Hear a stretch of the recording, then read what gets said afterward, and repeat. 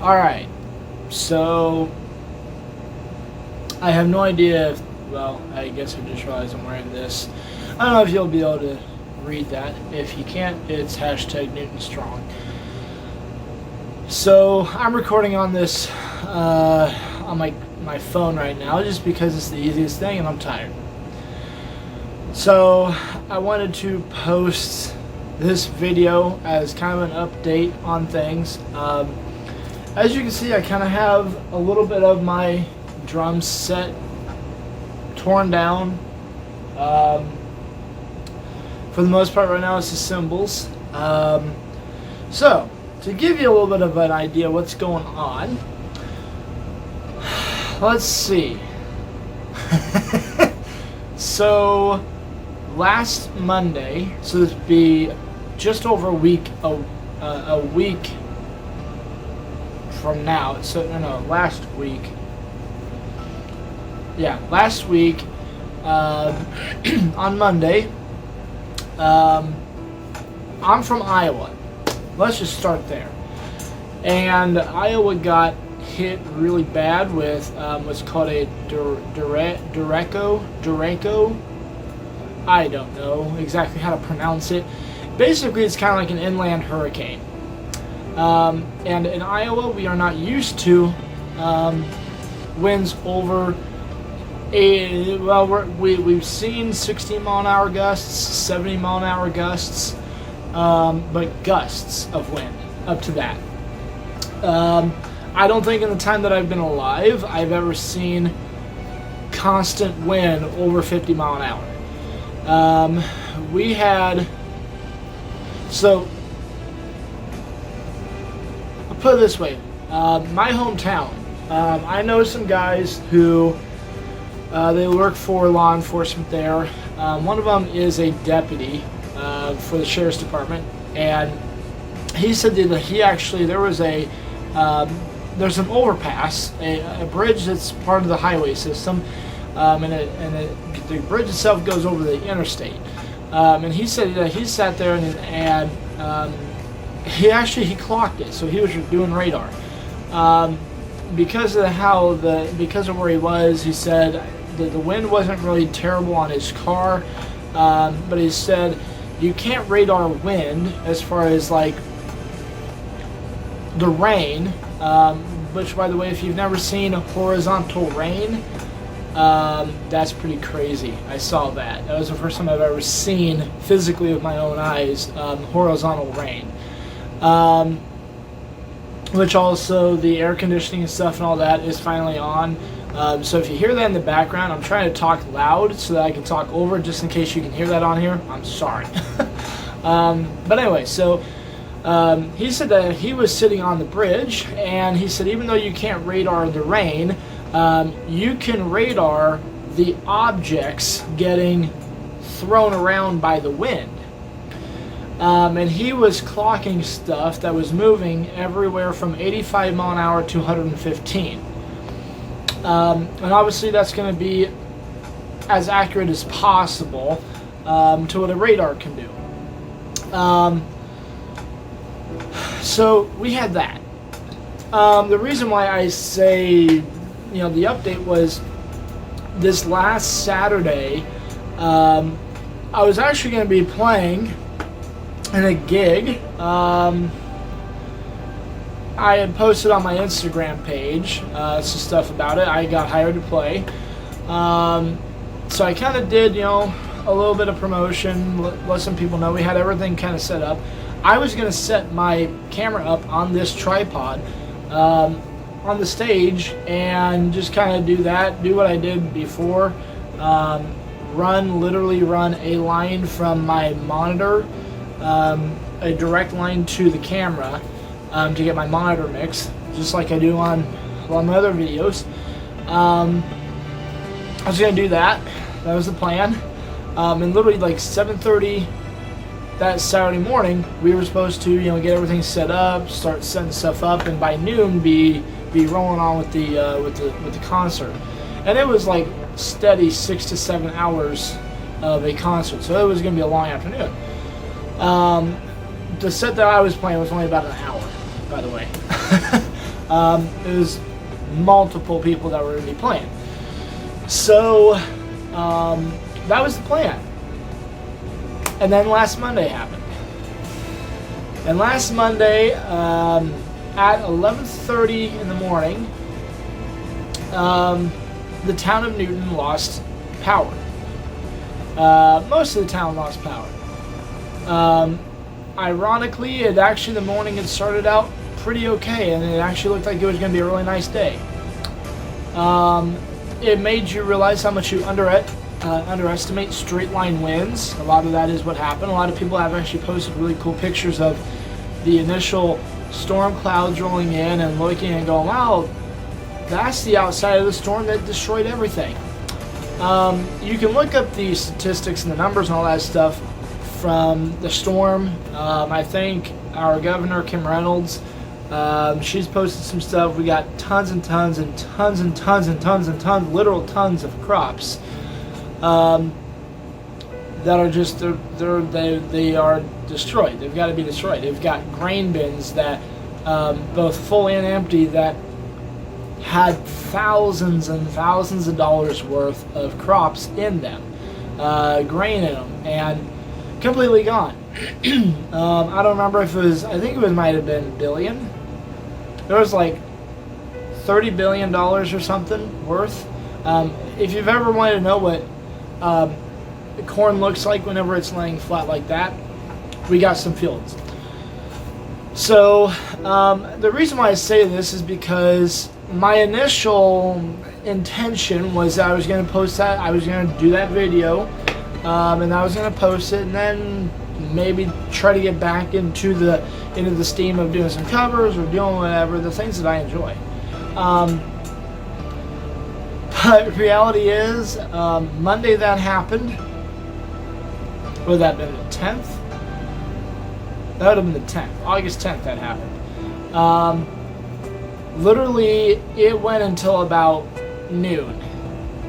And then at noon, it stopped raining enough that people could kind of get out, and I'll see if I can post some pictures a little bit.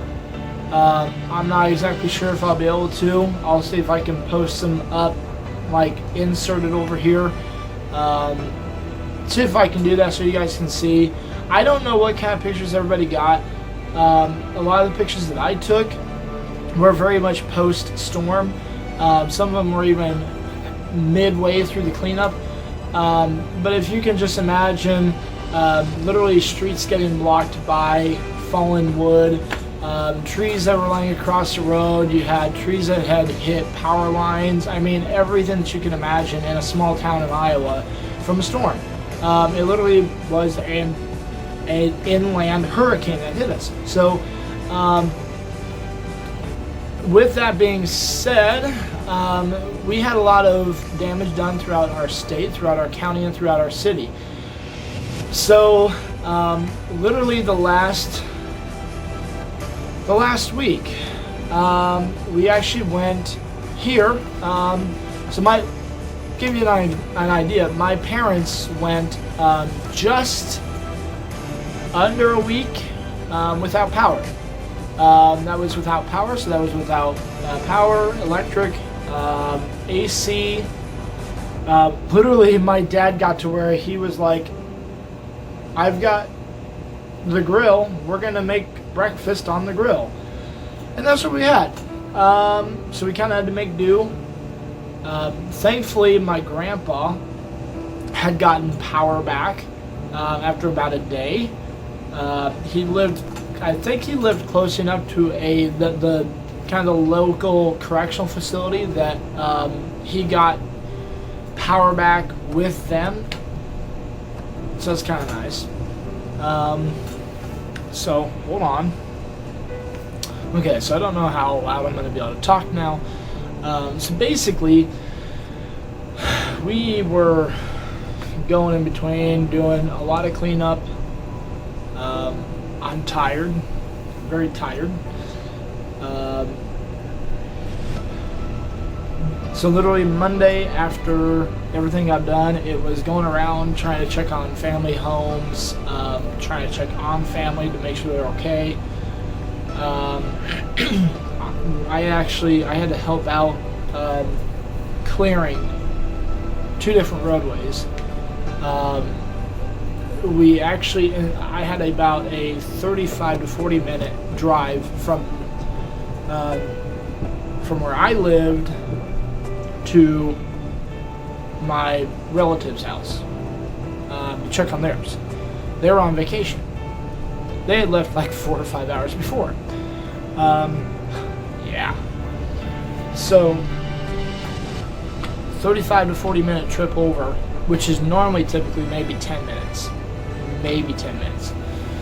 And then getting back, it was literally, I had to help unblock a road to get over to their house. And then once I got there, I'm like, oh, well, heck, it's, I might be able to find a way. Like, I'm not going to go all the way around. It was, I'm like, well, it's easier and it's shorter just to keep on going that way as we normally would. And then once I took off, I went up the street and I'm like, I can't get through that. It was like trees blocking the roadway. And so what would happen is I turn around and it took me about 15 minutes just to get 3 blocks away from the house to even get on my way over to that person's house. So yeah, so that was pretty insane. So then after that happened, then got over, turned around, came down, went down the block, went up, and I was like, oh, hey, there's a smaller pile, and I see quite a few people out trying to clear it. Well, we were at the stage where the city crews were trying to get a lead on it and trying to go in and clear whatever they could. So you kind of get to the point where, okay, now we gotta help each other out. We all need this road clear. Traffic was piling up, so okay, the more people getting out of the car and being a little uncomfortable means more people getting faster, right? Getting the road clear faster. So got like 3 or 4 guys with chainsaws, and we just started hammering it out. And we were getting roads uncleared, or cleared, the debris at least off enough to open up like 1 lane of traffic. So it was actually a really cool moment because as a town that in the past has been hit with a lot of things, obviously Newton, we're famous for Maytag, we're famous for a lot of things, some good, some not. It was actually really cool to be able to see kind of the town step up a little bit. You saw the best in people in a time when we are seeing the worst of some people. So it was really cool. When I got back and I'm sitting there, I'm like, I had texted my work and I'm like, hey, do you guys have the electricity? No. Like, I'm not going to work today. So yeah. After that, basically Tuesday, Wednesday, it was cleanup in town and around here, the houses, family member homes. And then Thursday, Friday, it was cleaning out in the community a little bit. And then Saturday, we did some pretty hardcore cleaning. We actually didn't do a whole lot Saturday afternoon. I'm not going to go into it, but we had an emergency happen. It kind of took our attention. It was needed to happen. And it was one of those deals where it made it for a really long night. It was an emergency that I'm not going to go into anything other than that. Just nothing personal. We're just not doing that. So had that. Sunday, found out that my group was going to another town that is unincorporated in the state, and they had gotten hit really hard, but because they're unincorporated, they didn't have any city crew that was going to be clearing anything. They were going to have to wait for the county, and the county crew was going to be taking forever to get to them. So eventually we have, I will say, we do have a few great county supervisors here that they saw the need and they said, you know what, and I'm not, I know supervisors in positions like that, they are elected. They are running with a party. One of the best things that I never saw anything happen was nobody gave a crap about political parties. So I'm saying the fact that they were great guys by the fact that they saw that here's a community that needs help. Let's try to orchestrate some help for them. So drove out. Basically, my church had power. They didn't have internet, but they had power. So I'm like, I'm going to go to church. That way I know that I can charge my phone a little bit, and it's nice and cool. I got the AC. And, maybe just a little bit of spiritual rejuvenation, right? So, got out of church, and literally I went home, had something to eat real quick, and then jumped on the highway and went up and helped out with them. And we had I think, I'll put it this way, the people who lived there, and we had a lot of volunteers. I will say that I don't remember how many, but we had a few hundred volunteers. And some of the people who lived there that we sat there and kind of talked to a little bit, because they were like, we are incredibly grateful for you guys coming out here and helping out. And they had told us that, they said, there's probably more volunteers here than there are people that live here. Which, in a community like that, if I told you where it is and you looked up the population, you would probably, that is probably true. They have more people there that day volunteering to help clean up stuff than even live there. So they were extremely grateful for that. And then literally, there's been some organized cleanup this week so far. The worst part about it is that because of how different structuring has to be in the infrastructure, really, organization of it, our city officials have to be able to, here anyway, have to be able to make tough decisions. So it's been really hard to be able to try to organize the cleanup. And who's going to be able to haul away debris and trees and stuff. So that's the biggest thing with this video. This is kind of to give you the high idea. I'm right in central Iowa, and we got hit really hard with it. So a lot of places do have power back, so I am able to kind of charge my phone, and I'm able to watch Stump the Drummer now. So there you go, Jeff. I'm able to watch it now. I had told him that that Friday, I think, that I wasn't going to be able to watch it, and why. So yeah, like I said, I'm tired. Literally go from helping with cleanup in the morning, do lunch real quick, finish up some stuff there, and then head to work. And work has been, I will say my employer has been really gracious about it, has been really understanding. But that is what's going on. I hope that things can get resolved sooner than later, so I can get back into the swing of things. I kind of feel like we went from not doing a whole lot of activity to some activity to all of a sudden, well, I'm not going to be doing any activity. Well, reality is right now, the reason behind that is because the cleanup is going to take a while.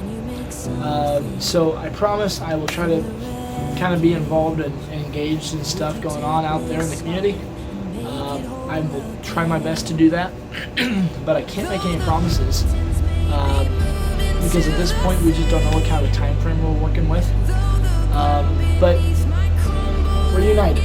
We're all there together. We're working together. We're working hard. Thank you to the linemen who have come out. We've gotten people from Canada, from all over the U.S. to help us. So thank you guys if you know any of them. So hopefully we'll get through this, and yeah, we'll see you guys later.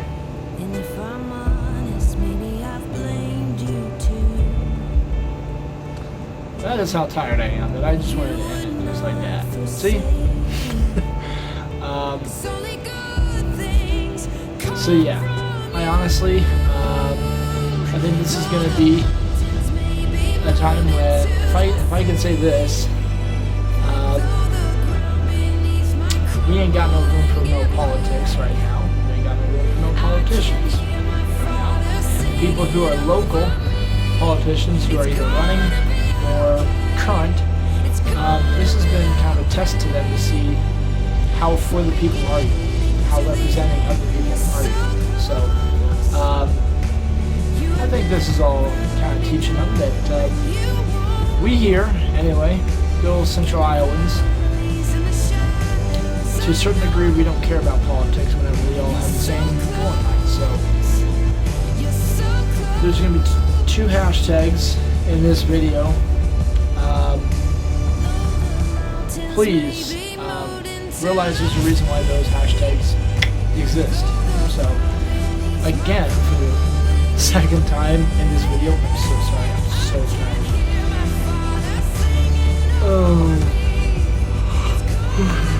I'm so stinking tired.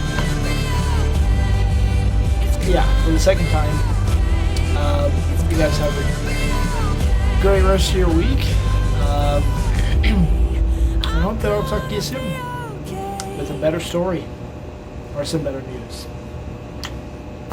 See ya.